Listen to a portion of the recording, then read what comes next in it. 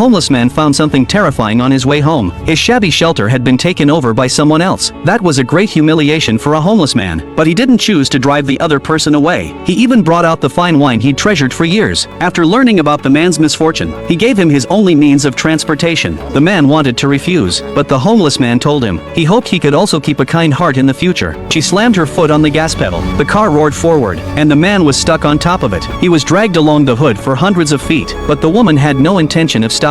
She glanced nervously at the man beside her, then steeled herself, and slammed the gas again. The man was now wedged against the windshield. She looked around nervously, afraid someone might see her, but then she noticed the man's blood was dripping onto the seat. Daisy, who had OCD, couldn't stand it for a second. She quickly grabbed a tissue and wiped her beloved car in disgust, but because she was too focused, the car accidentally scraped the side of the road. Luckily, she adjusted in time and avoided another accident. She planned to dump him by the roadside, but just as she tried to pull Nick out, the hospital side door slowly opened. Seeing someone come out, Daisy changed her mind again. Terrified, she got back into the car and fled the scene with Nick. Her last bit of conscience vanished from fear. Since she was about to get promoted, Daisy couldn't let this ruin her career. She kept driving with Nick in tow until she reached her own garage. It was already 2 in the morning. The neighbors were all asleep. Daisy hastily shut the garage door, finally letting out a sigh of relief. But how to deal with the body became her biggest problem. Daisy braced herself and opened the car door, but to her shock, the man wasn't dead.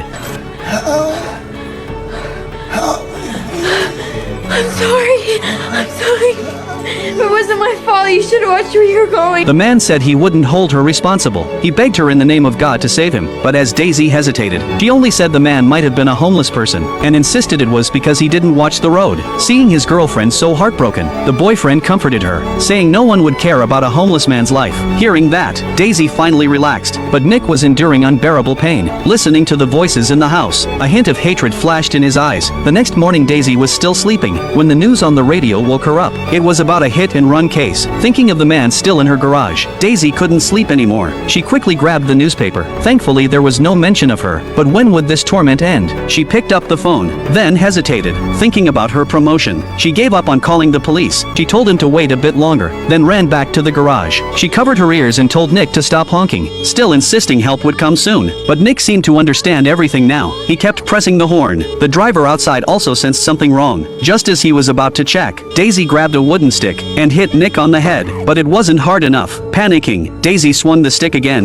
This time Nick went silent. The driver was just about to open the door when Daisy came out and startled him. He asked worriedly what had happened inside, but Daisy just said the alarm was broken. Nick had missed his only chance of rescue, and Daisy was late for work because of it. Her boss yelled at her furiously and scolded her for not calling ahead. That's when Daisy realized she'd left her phone in the car. She frantically asked a coworker to cover her shift. He reached forward, but still couldn't grab the phone. He pulled his other arm back into the car. Now he could finally move forward. He grabbed the phone and immediately called the police, but he didn't know where he was. He could only say he was in a garage. Before he could say more, the phone died. Nick fell into despair again. He kept honking the horn. Unexpectedly, a boy outside heard it. He followed the sound and peered through the window. Seeing Nick covered in blood, the boy ran home in terror. He told his mother everything he saw. The boy dragged his mom to the garage. Daisy asked why he was doing this to her. She believed all of this was his fault. Nick begged her to save him, saying he'd tell no one. He grabbed her hand, saying he didn't even know where she lived. He'd never cause her trouble. But Daisy didn't believe a word. For the sake of her career, she chose to leave again.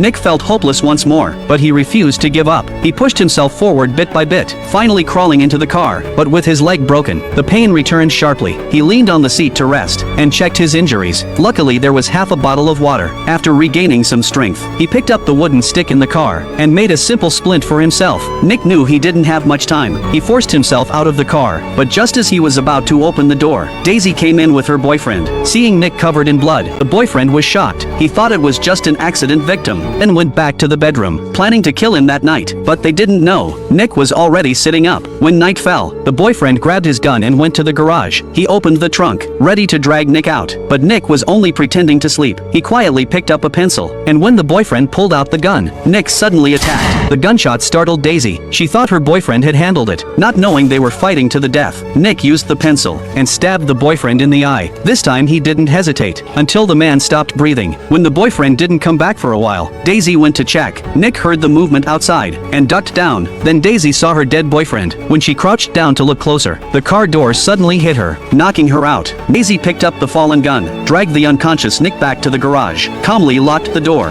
then poured gasoline to burn the body. The stench woke Nick up. He asked why she was being so cruel, but Daisy had lost all reason, still insisting it was his fault. What? You broke in.